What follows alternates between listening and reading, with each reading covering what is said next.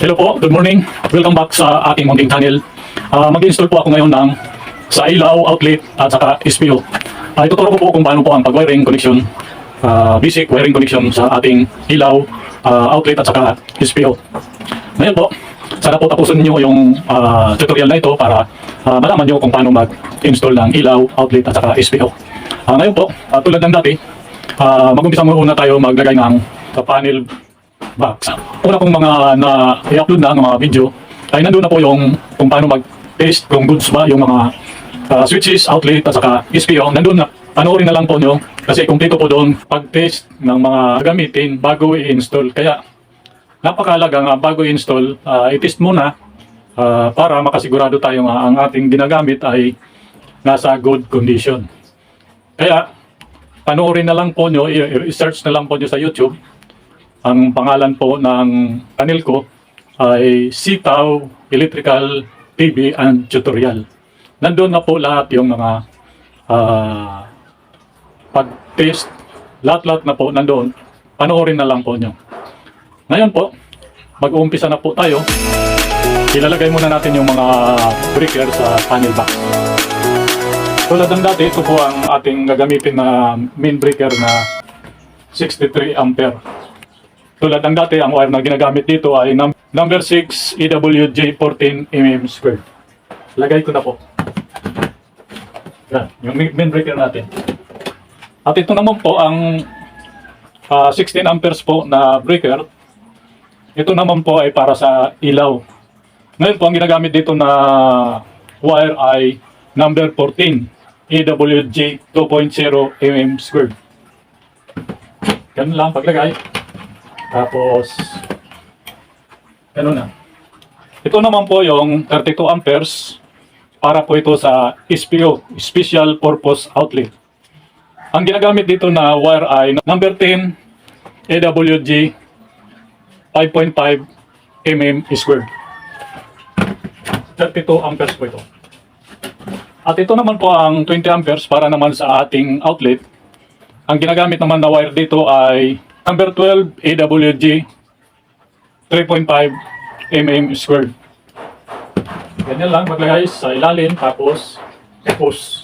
Yan na po. Ngayon po, nilagyan ko na po ng wire neutral o di kaya line 2 at saka itong itim yung line 1 o di kaya live. Ngayon po, unahin muna natin yung line 2 para masundan nyo. Step by step po ay ituturo ko dito. Uunahin muna natin yung neutral para madali lang masundan nyo. Ngayon po, lalagyan po natin ng receptacle. Dito po sa receptacle, nandun na po sa mga una kong in-upload, nandun na po yung mga kung paano maglagay dito ng wire, yung neutral at saka yung return. Pero uulitin ko yung pag ang service provider ninyo ay line to neutral, yung neutral dito po sa gilid, yung return dito po sa gitna. Pag line to neutral po ang service provider nyo. Pag line to line naman ang service provider ninyo, ang line 1 dito po sa gilid ilalagay. Yung line 2 dito po sa gitna. Ganun po ang paglagay sa line to neutral at saka line to line. Kasi ang line to neutral, 0 volts yung neutral. Yung line 1, so dalawang linya, line 1 saka line 2, mayroon po silang tig 110 volts. Kaya yan po ang pagkakaiba ng line to neutral at saka line to line. Lalagay ko na po dito yung yan. Tapos sabi ko, unahin natin yung neutral muna. Yung neutral o di kaya line 2 at yung galing sa bukilya at ito naman yung ating numran para dito sa pangalawang bulb natin. Numran para mayroon tong supply. Kukunik lang natin itong tatlo para tulad ng dati, yung mga una kong mga in-upload, ako po ay binabaluktot ko pa ito para po hindi po matalim dito sa dulo. Tapos lagyan na natin ng electrical tape Tulad din ng dati, ang sabi ko, kung anong kakapal ng insulator ng wire, ganun din ang kakapal na ilagay nyo ng electrical tape. Pero dito, for demo purposes lang po, manipis lang po ang ilalagay ko.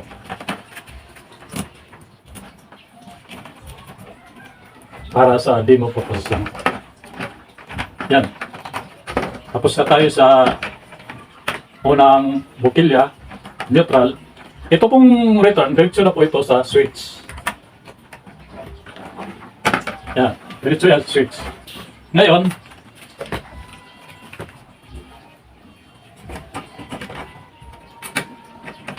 para mag-connect na po sila. Ngayon, itong return, sabi ko, diretso na ito sa switch.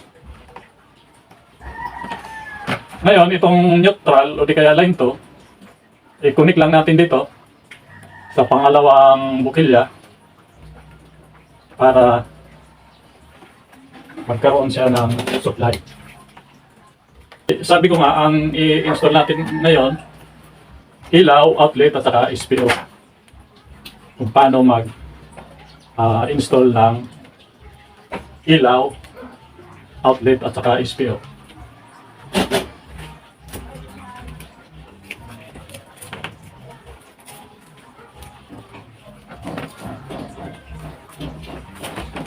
Yan. Tapos na tayo sa neutral. Dito naman tayo sa line 1. O di kaya line. Maglalagay tayo ng wire papuntang switch at maglalagay tayo ng home run papuntang di kaya dito sa ating receptacle. Ito po, diretso na po ito sa switch line 1. Ngayon, itong tatlong ito, pag sama-samahin lang natin, yung galing dito na line 1 at yung papunta dito sa switch at yung supply natin papunta sa pangalawang switch. Sama-samahin lang natin yung tatlo. Binabaluktot ko po ito tulad ng dati para hindi po matulis dito sa unahan. Yan. Tapos na tayo dito sa unang live. Ngayon, ilalagay na natin para step by step masundan nyo. Ito po, single switch. Yung dito sa off, dito po natin ilalagay yung line 1, live. Dito po sa on, dito po natin ilalagay yung return. Ito po yung live. Dito po natin ilalagay sa may off. Yan. Ito naman po yung return. Dito naman po sa may on. Ito po sa may on. Yan. Ganun lang po. Pagkaroon ng single switch.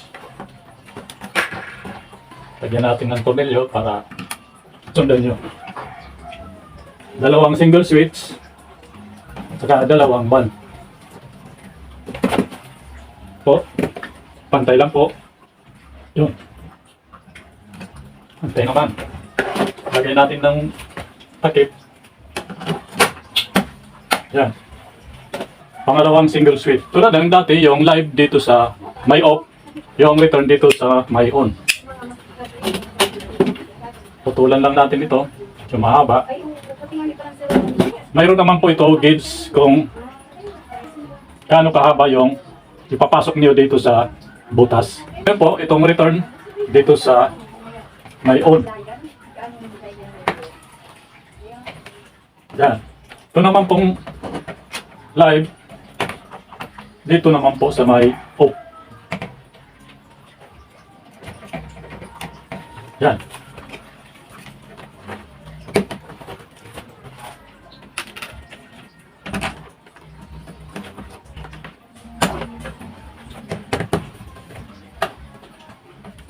Pantay-pantay lang.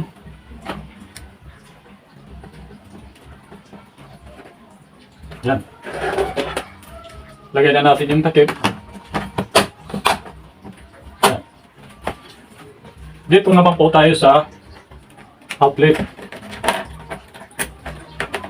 Sa outlet po, lalagay tayo ng wire. Ito po yung 1 gang outlet po. Ngayon po, maglalagay tayo ng 2 wire para dito sa outlet. Ngayon, ipaparallel connection lang natin. Itatap lang natin dito. Ito, binalatan ko na para mapadali lang tayo. Ngayon, ilalagay ko yung isang wire dito, yung itim, para dyan sa line 1 natin. Ito naman na puti, dito naman natin ilagay sa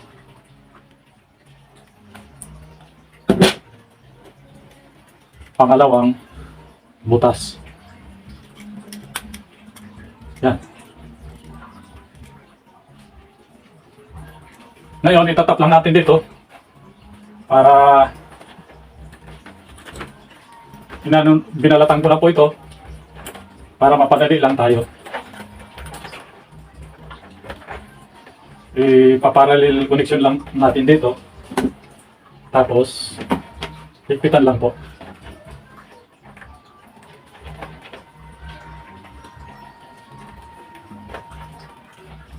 Yan.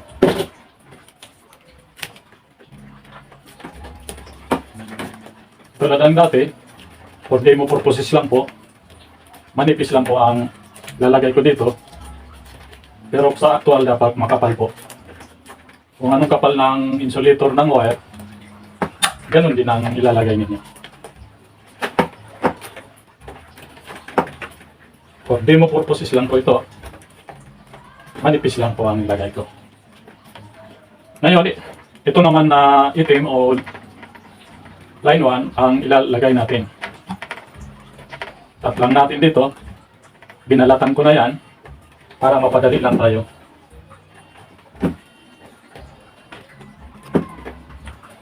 Higpitan lang po.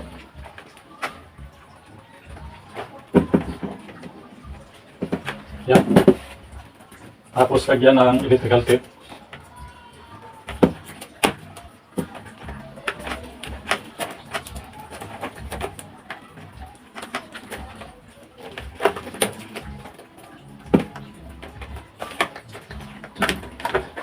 Yan, tapos na tayo dito sa unang outlet.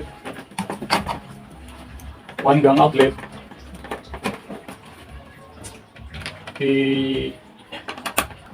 Sana nasusundan nyo yung aking ginagawa. Pantay lang po.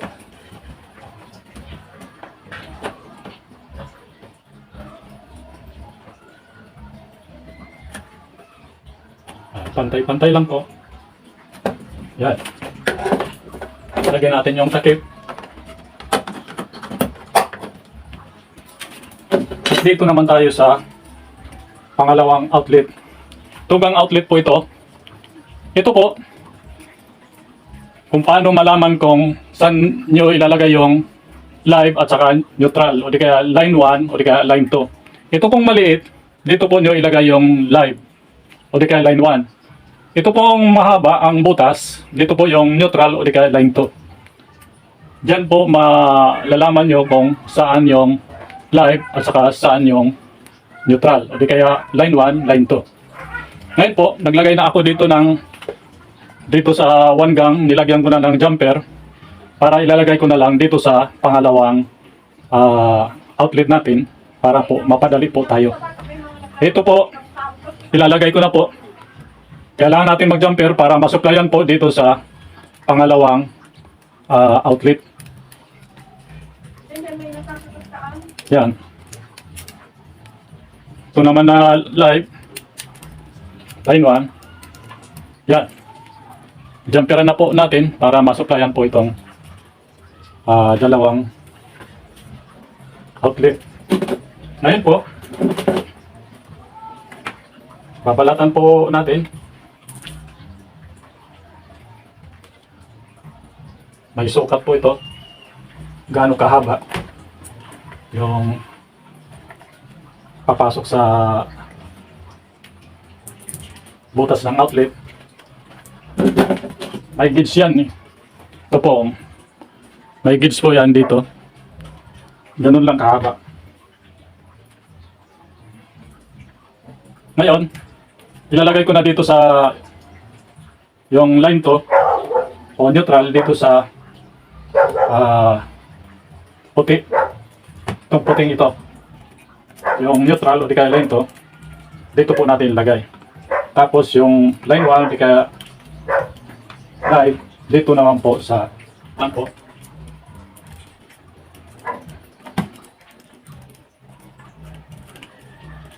Yan. Focus na tayo dito sa pangalawang outlet natin.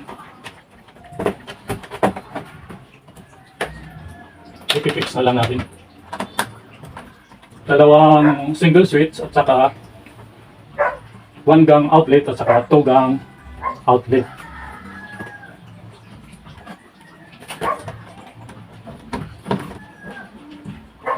Yan. Lagyan na natin yung takip. Yan. Dito naman tayo sa special purpose outlet. Prong outlet po ito. Ito pong special outlet ay para po ito, pwede ito sa aircon, ref, sa sinasaksakan ng rice cooker, di kaya sa mga heater. Kaya nga tinawag silang special purpose outlet kasi dapat isa lang ang isasaksak mo dito. Kung sa ref lang. Kung sa aircon lang. Kung sa heater lang. Yan po ang SPO, special purpose outlet. Ngayon po, pag SPO ang ilalagay natin, dapat may ground po siya. Ngayon dito may nakalagay naman letter N neutral, ibig sabihin neutral, at ito letter L live, at may symbol po dito na para sa ground. Yung green po na wire dito po sa ground natin ilalagay. Yung live dito sa letter L. At saka yung line to neutral dito po sa letter N. Ngayon po, unahin natin yung line to o di kaya neutral.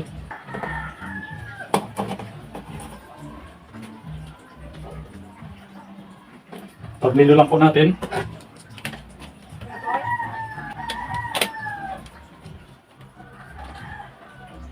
Yan, higpitan lang po. Tapos, itong live. Dito natin lagay sa letter L. Tornilyo lang din po natin.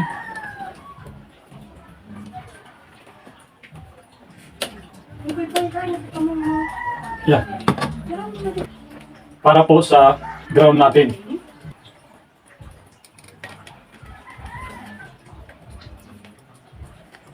Yan. Itan lang po.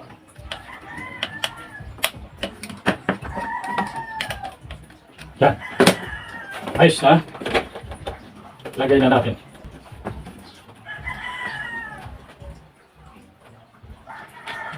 Para sa aircon lang. Para sa ref lang. Para naman sa heater, para sa heater lang.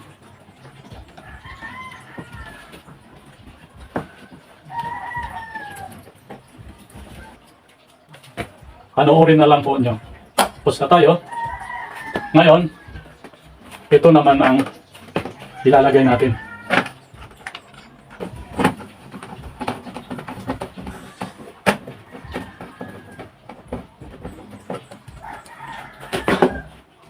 Ito naman ang isa.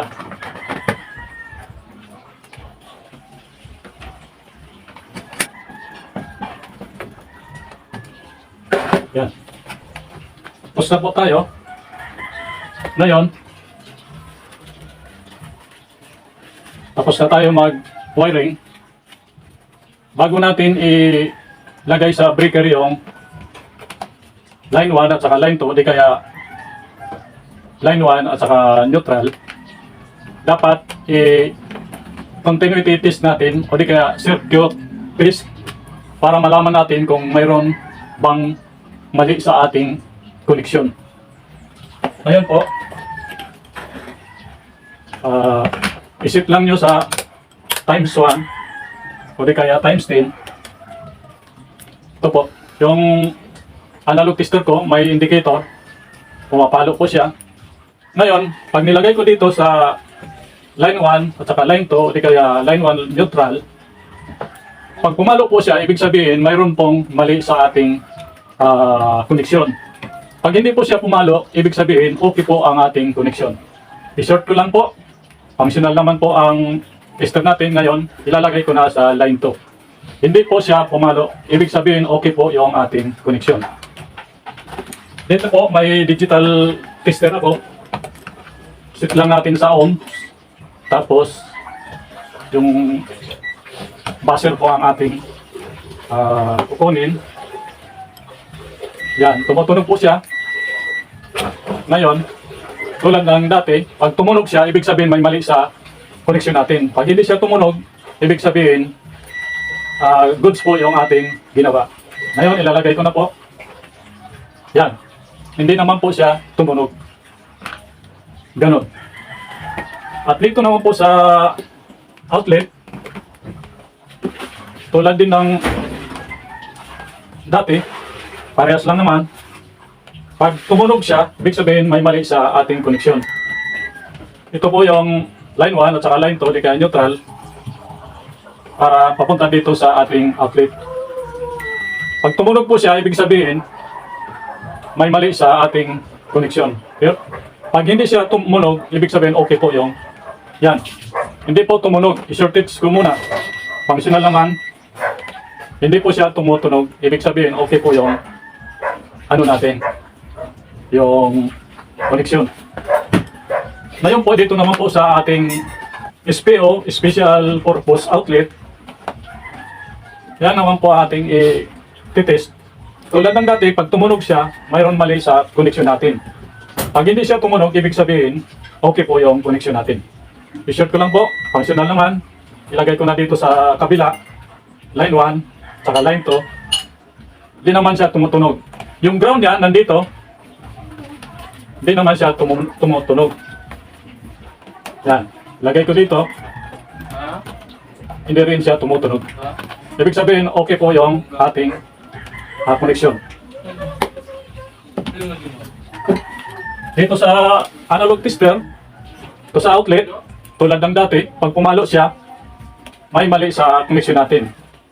Hindi naman pumalo, ibig sabihin okay. Dito sa SPO natin, hindi naman pumalo, ibig sabihin okay po. Lagay natin dito sa ground, hindi po pumapalo. Ibig sabihin okay po yung ating koneksyon. Ito po, may ground po akong nilagay dito. Papunta po dito, ito po, binabaon ko ito sa lupa. Assuming po nga ibinaon ko sa lupa. At ito na po yung ginawa natin na ground. Pag SPO po, may ground siya. Kaya nilagay ko dito sa terminal. At yung isang wire na green, dito po inilagay. Kaya yan ang pag-connection sa special purpose outlet. Ngayon po, dahil okay naman yung connection natin, ilalagay ko na po sa breaker.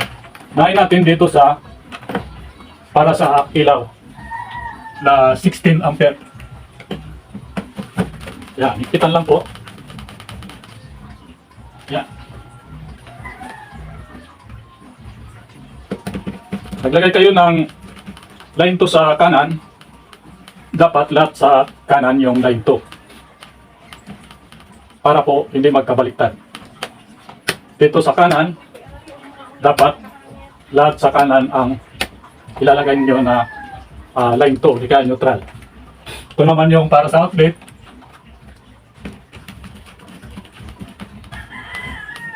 Sa kanan din, yung line 2, di kaya neutral. Ito naman yung line 1 niya, dito sa kaliwa.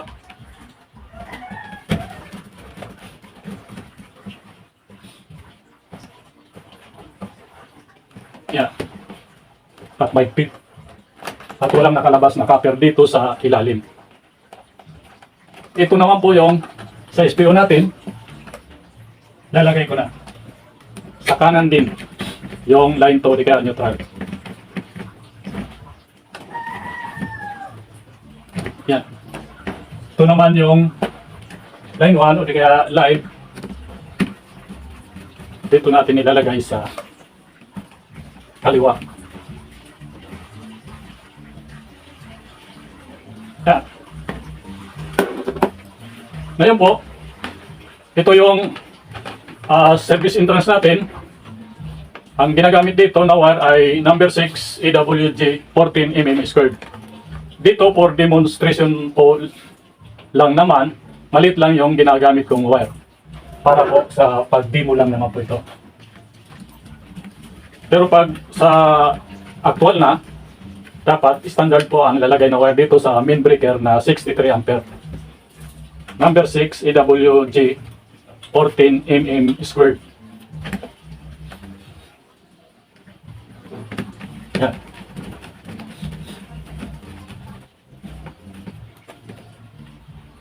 Higpit na lang po.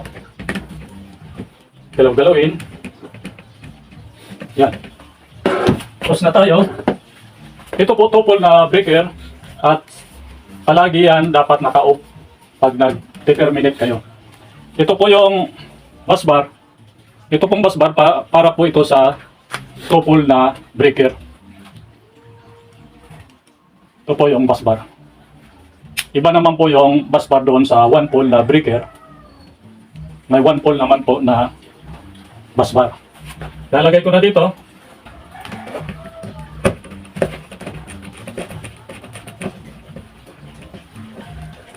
Kumpleto po yung dinemo ko ngayon. May ilaw, may outlet at saka SPO.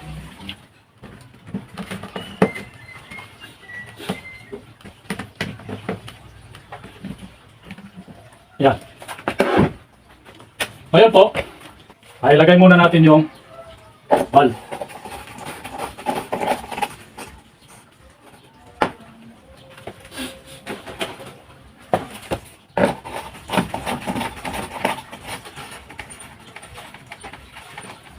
Ngayon, lalagyan na natin ng supply. Ipa-power on na po natin para sukatin natin kung mayroon bang supply na pumapasok dito sa main breaker natin. Power on ko muna. Yan. Ngayon po, susukatin natin yung voltahe kung ilan ba yung pumapasok dito. Bago kayong magsukat ng voltahe, kasi kanina nasa ohms tayo dito sa analog tester, huwag niyong kalimutan na isit sa AC volts 250 yung selector nyo ng multitester. Kasi pag nakalimutan nyo isit tapos nagsukat kayo ng voltahe, masisira po yung inyong tester. Kaya dapat siguraduhin nyo nga nakasit po siya sa AC volts 250. Ngayon susukatin na natin kung ilan bang pumapasok dito na supply. Yan. 225 volts. 225 volts. Dito naman po sa digital tester natin, tulad ng dati, set nyo sa volt, tapos isilip sa AC. Lagyan natin ng ilaw. Yan, nakasilip po sa AC. Ngayon, susukatin natin kung ilan bang ang masusukat natin na voltahe dito sa digital tester. Nakasit po siya sa AC. Ngayon, ilalagay ko na po. Yan. 218.2 ang voltahe nga nare-reading dito sa digital tester natin. Mayroon na po tayong supply.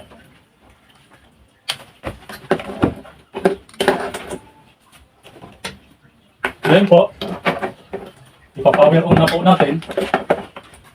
Unahin natin itong main breaker natin.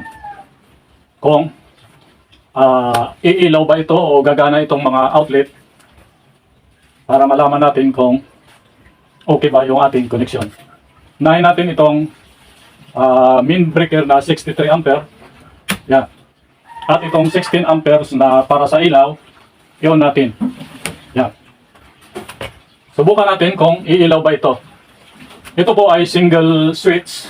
Dalawa po sila. Ngayon, i-on natin. Yan, umilaw po. Ito po.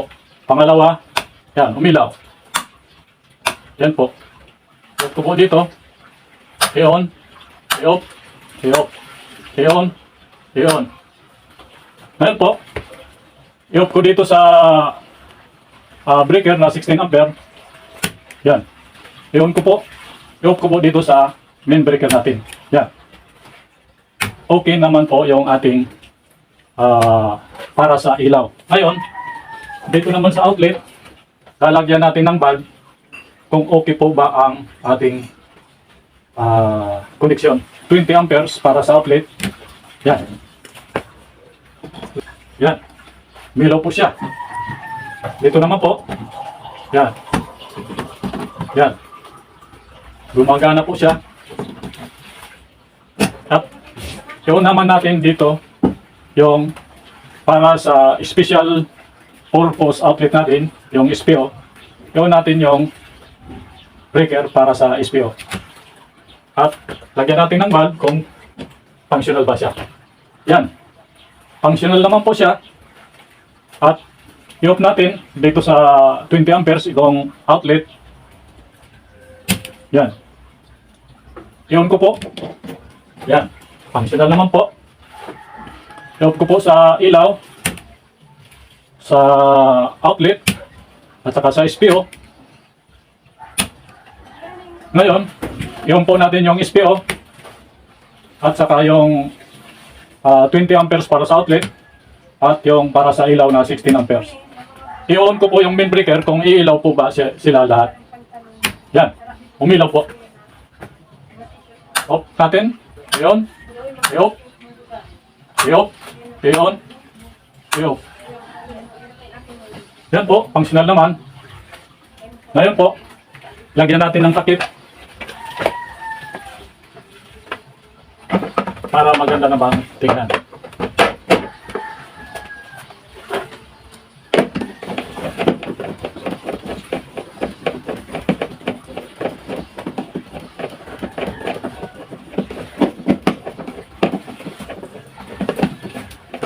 On natin dito para lahat may ilaw.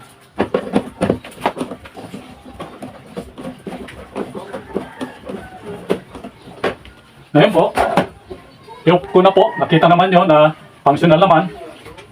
I-off ko yung sa ilaw, sa outlet, at saka sa SPO. At yung main breaker natin. Yan po. Tapos na po tayo. Maraming salamat sa panonood nyo. Sana po mayroon po kayong nakuhang idea sa aking demo ngayon. Sana po tinapos nyo yung tutorial na ito para nakuha nyo kung paano mag-install ng dalawang ilaw, dalawang switch, na single switch at saka 1 gang outlet at saka 2 gang outlet at saka SPO. Maraming salamat po. Sana po mag-subscribe po kayo sa aking munting channel at pindutin ang notification bell para po updated po kayo sa aking mga susunod na mga i-upload. Marami na po akong in-upload. Panoorin na lang po nyo. At marami po kayong mapupulot na kaalaman doon. Sana po pagpalain tayo ng may kapal. God bless po sa inyong lahat. Thank you.